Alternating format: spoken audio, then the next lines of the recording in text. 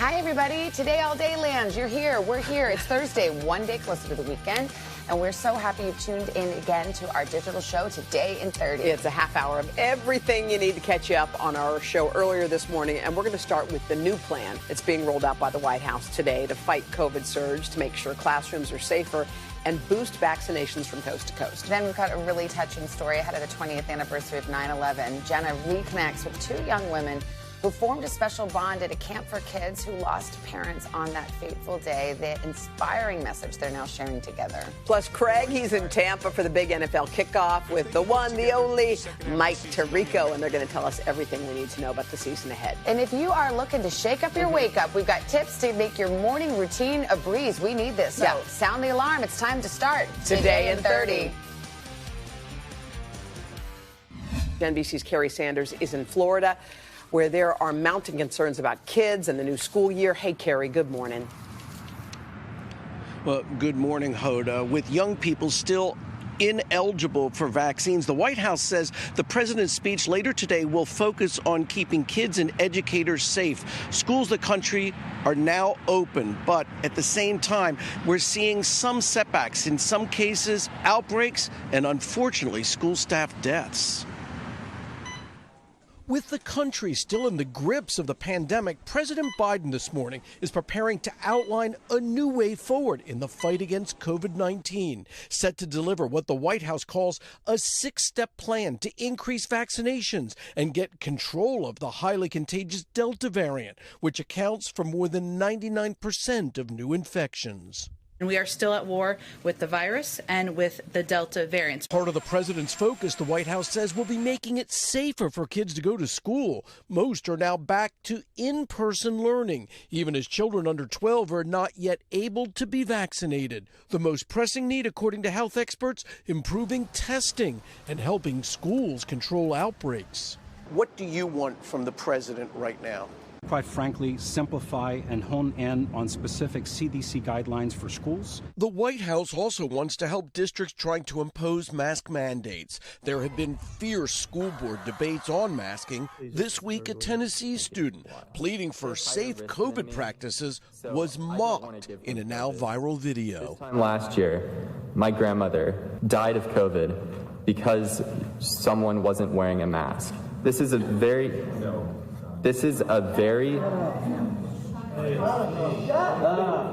In Florida's largest school district, Miami-Dade County, 3 teachers and 10 other staff members have died from COVID since the start of the new school year. All 13 were unvaccinated. Nationwide, 14 million Americans received their first vaccine dose last month, up 4 million from July. But tens of millions have yet to roll up their sleeves, leaving some to wonder what more the federal government can do to change the current trajectory. The messages continue to be the same and they're not working. So clearly we need to understand what message will work. So, Kerry, Los Angeles is becoming, I think, the first city to mandate vaccines for all students who are eligible. What more do you know about that? That's right. Los Angeles, which is the second largest school district in the nation with 600,000 students, is expected to announce a vaccine mandate for children 12 and older. This is likely going to set up a debate because we've already seen people fighting over masks. And now with the vaccine mandate, it likely will lead to more protests. In Los Angeles, about half of the students who are 12 and older are already vaccinated. This comes at the time when more than 1,000 colleges and universities have already established vaccine mandates for students to go on campus. Hoda? All right, Kerry Sanders. Kerry, thank you. We are back with our special series this week, America Remembers, marking 20 years since the 9/11 terror attacks. And as we honor the lives lost, it's important to also remember the children whose lives were forever changed that day. Yeah, Jenna recently checked in with 2 young women whose fathers died as heroes. You revisited them. Yes, hey, Jenna. I did. You know those stories that stay with you? Well, this is one of them. I first met Brittany and Kate at a very special camp 10 years ago, and I was so inspired by their courage and optimism. Now, as we approach the 20th anniversary of that fateful day, the kids of 9/11 continue to inspire, making their communities and their fathers very proud. My dad loved helping others, and he thought it was like the greatest job in the world being a firefighter. My dad was like Mr. Mom. My dad was my Girl Scout leader. He was like, he did everything with us. When the Twin Towers fell on September 11, 2001, more than 3,000 children had a mom or dad who would never come home. They became the kids of 9/11. Their collective loss and heartbreak, an indelible image of that time. Too young to be grieving so publicly and forced to grow up too fast. It was more than just two towers falling. It was our entire lives came crashing down with it. But there was one place they could leave their worries behind and be kids again. America's Camp was a free nonprofit camp for children who lost loved ones on that fateful day. It ran for 10 years in the Berkshire Mountains, giving kids the freedom to play and reflect. A relief from the tears as they met other children just like them. Just to know that there was all these kids there who were from the same experience, and all these people there who just like want to, to make us happy and just let us be kids. When I visited America's Camp during its last summer in 2011, I met Caitlin Levy and Brittany Elschlager, whose dads worked together in the same firehouse. They became bunkmates and eventually counselors together. It's like friends till the end, From something bad came something great, and this is definitely something great. So good to see you. And now, 20 years after the loss of their dads, back together again for a camp reunion of sorts. Just tell me what that place meant to you. It just brought out so much light and sunshine for me, and I just felt like it was also a gift like my dad gave to me, because he would always call me his sunshine. The young campers I met are now young women, giving back to their communities, just like their dads. Caitlin is an educator and counselor. Even though my dad is not here, I always try to find a way to carry on his legacy. He was a family man, he loved kids, and this is what I want to do. I want to work with kids. I want to work with kids who lost a parent, who have, gone through trauma, and I can be able to relate. Brittany is a social worker. I worked with veterans this last year in my internship, and my dad, he was also a Navy veteran, and I felt like I was somehow doing it for him. As we approach the 20th anniversary of the day their dads died as heroes, they reflect on the years that have passed. What do you remember about that day? Everyone was like, "Are you okay?" And I bottled a lot in. My first thought was like, well, my dad was a happy person, and I want to be happy. But also knowing that it was okay to cry and to have feelings, I think was very important for me. I wish I could tell my 10-year-old self now, and embrace that 10-year-old self of mine. What are your final reflections when you're thinking about 20 years later? It almost leaves you a little speechless, but I think 20 years just, you look back how far you've come, and from those really dark, sad days, it's how we can laugh, and I can tell stories about my dad and laugh now. Something that I think a lot about with this anniversary coming up is how we can kind of release that that taboo of talking about 9/11. There's a lot of beauty from 9/11. Obviously, we want to remember all those amazing people who are lost, but let's celebrate them.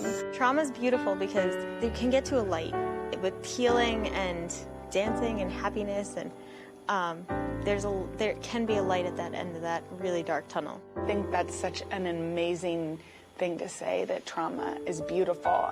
I wonder if camp, along with your friends and family, is that where you found the beauty? America's Camp was the candle in the darkness for us. Mm-hmm. It is better to light a candle than curse the darkness.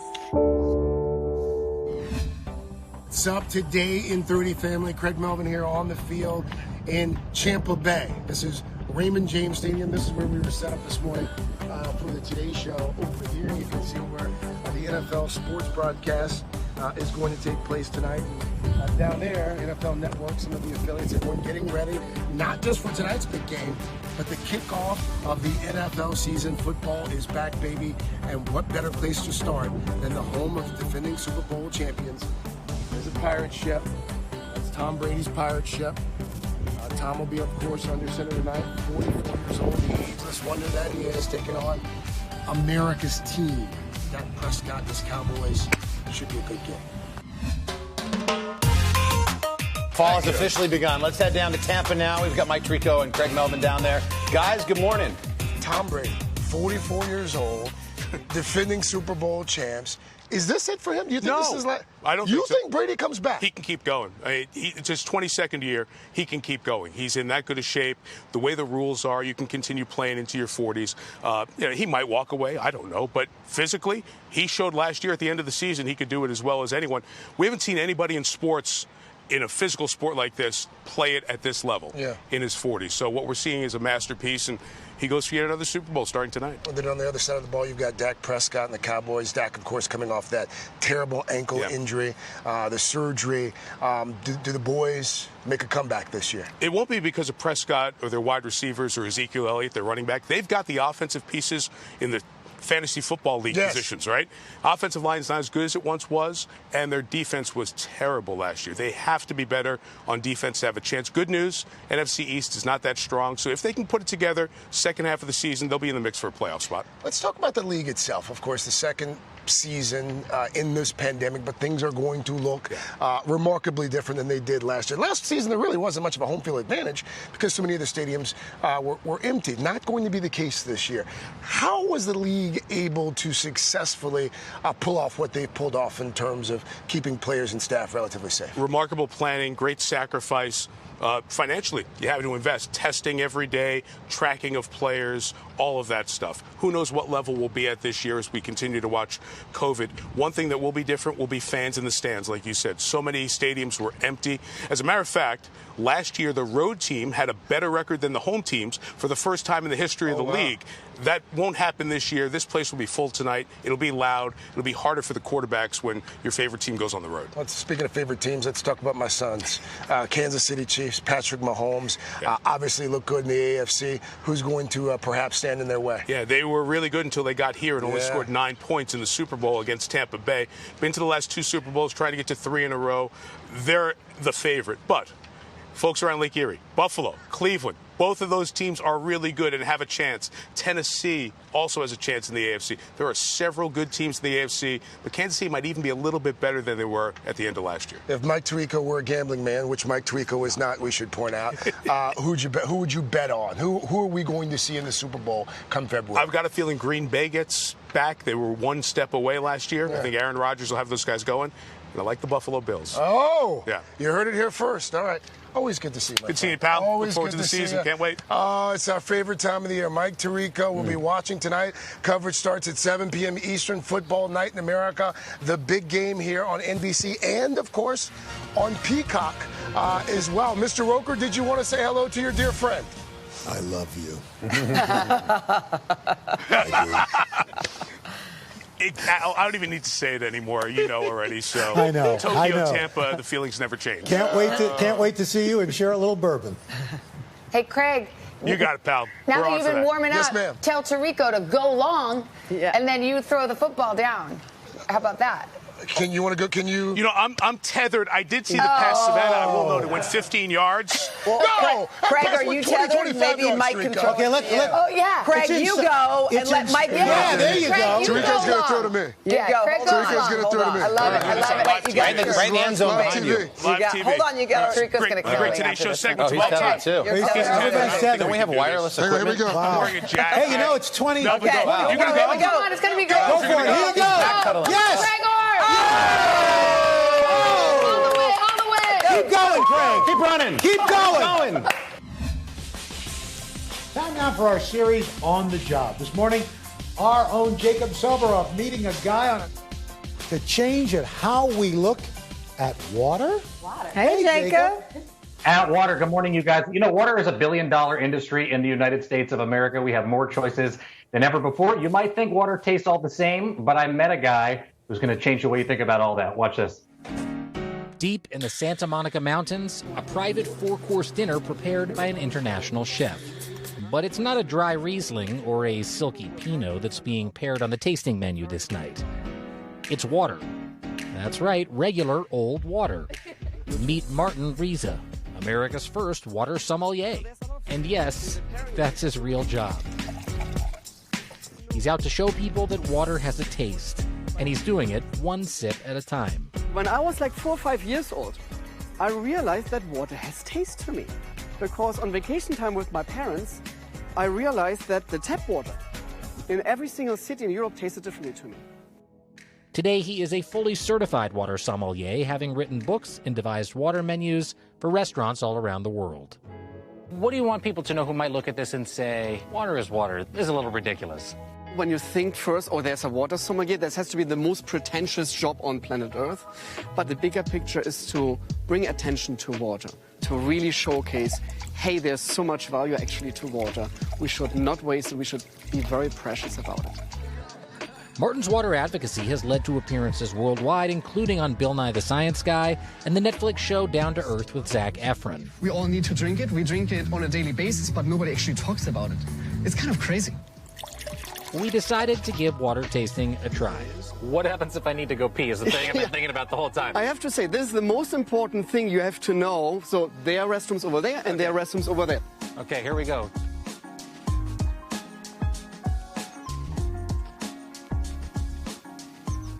Ooh, there's a little more of a fuller body. Yes, I love this that you're saying this. I'm always saying it's the oil of water. It tastes thicker. Correct. What's creating that really full feeling? This is what Mother Nature does.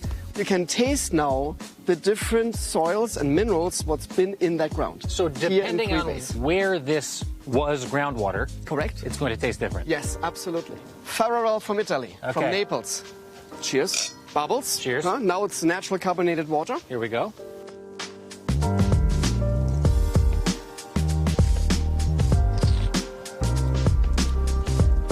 A light bubble to it. Very good. They're calling it micro bubbles. So the bubbles occur naturally as well? Yes. I didn't ask about smell yet. Wait a minute, do they smell differently or no? My grandmother survived 2 world wars, and she said when water has a smell, don't drink it. Don't drink it. Vichy, the last one today, from Spain. Vichy.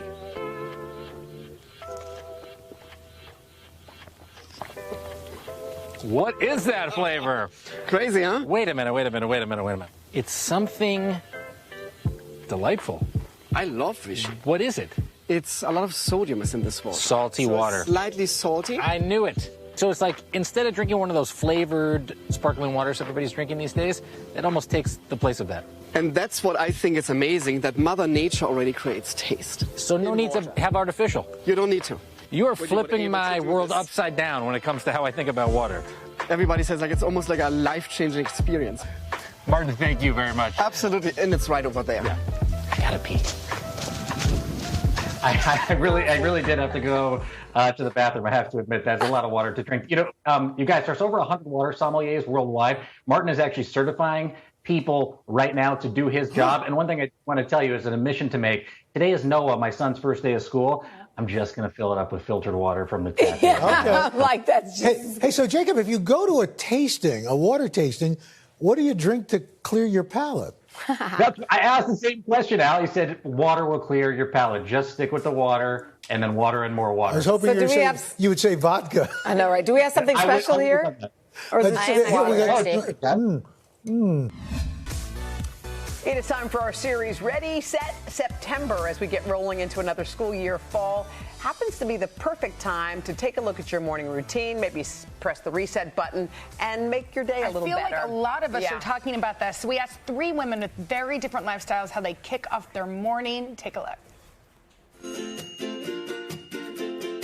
I typically wake up around 5:15, 5:30, depending on the day. And depending how many times I hit snooze. Right now I'm at 8 a.m. I'm waking up fine, but the goal is to get to at least 7 a.m. Every day, like when I get up at 5:30, I am talking to myself and saying, you need to get up. This is good for you. Get your gym clothes on and your day will be better. The most important time for me is when I'm sipping on my cup of coffee. That's the one thing that I look forward to. The other thing that I do, I use aromatherapy in the shower. I get that energizing feeling when I'm smelling something good. I really just love an ice cold glass of water. I think that really gets me refreshed. Also putting on my sunscreen.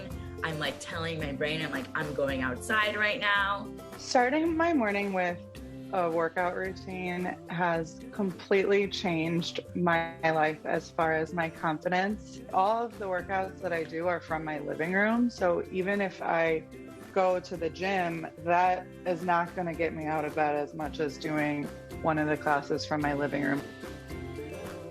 A goal of mine would be to be able to walk around campus a little bit so that I can kind of have a breather, like a mind break between studying, sleeping, and then going back to studying. I have lost 130 pounds almost exactly in the last year and a half. I'm always looking to change my routine a little bit as I get a little bit comfortable, just to keep pushing myself to grow and challenge myself a little more. I find that it's important for me on the days when I have my me time. I'm just a better person in general.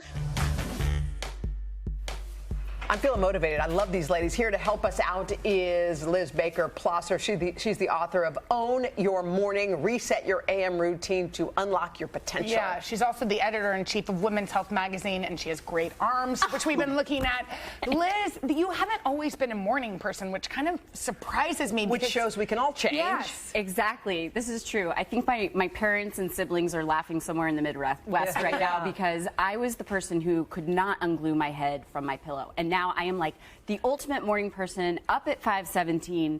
5:17. We need to live here for a minute. Yes. Why do you pick that lucky number? Okay, everyone asked me this. So a couple of reasons. Number one, 7 is my lucky number. Okay. And I like to start my day with that energy. Why not? I was born on April 7. 7 was on my soccer jersey, so it's just a great energy to start the day. I kind of love that, but also it's a random number. It's a random number, exactly. And that makes it easier for me to pop out of bed and not press the snooze button over and over. But I do want to quickly say, this book is not about you have to get up at 5 a.m. like I do, and I know you guys are early birds because of your work. It's really about making the most of your morning, finding the things that make you happy and fill up your life, and then implementing the science-backed, expert-based tips throughout the book to bring those to life every single morning so you can have the best day possible. Well, it's like you start your day. Like you're setting your intention for the day. Exactly. You get up, you got your time right. So what other things do you do to sort of nourish yourself so that your day works the way you want it? So for me, I like to sweat in the morning. As we were discussing, I'm a little bit hardcore about it. I love kettlebells and I love going outside for a jog, but any movement for your body is great. It could be a 10-minute walk. It could be a stretch on your living room rug. Yes, some yoga. And it's good advice to meet somebody if you can. I know it's early, but then you're accounted for. 100%. Yeah. You're accountable. And I love that you said that, because that makes you get outside of your front door, and exposing yourself to some sunlight and fresh air early on is really good for you. And it's going to naturally make you more alert and awake and boost your mood. I like the idea of setting clothes out. It sounds so basic and easy, but I stammer around. If I don't have my outfit out, and then you might not work out. Yes, just put it there and let's go. Same. I am like a raccoon in the early morning, like squirreling through my dresser drawers. Yeah. So I set it out the morning before, down to what socks am I going to wear, what sneakers. I pull it all out. And my daytime outfit too. Yes.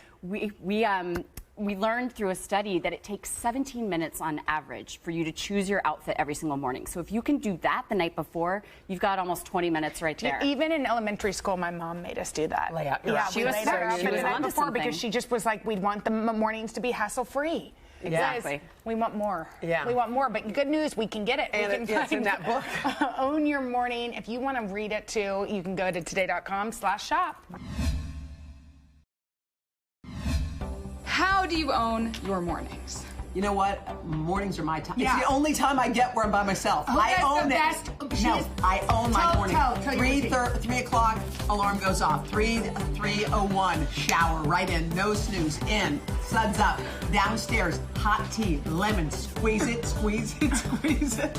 I feel like you're doing a TikTok dance. My kid's a note, okay? And then I have to do a map because I have to hide the notes. It's exhausting. Why did you start that? I'm not done, journal. Wait, nobody even I read a book that We're going to see you tomorrow. We got another big morning on Today. Have a great Thursday.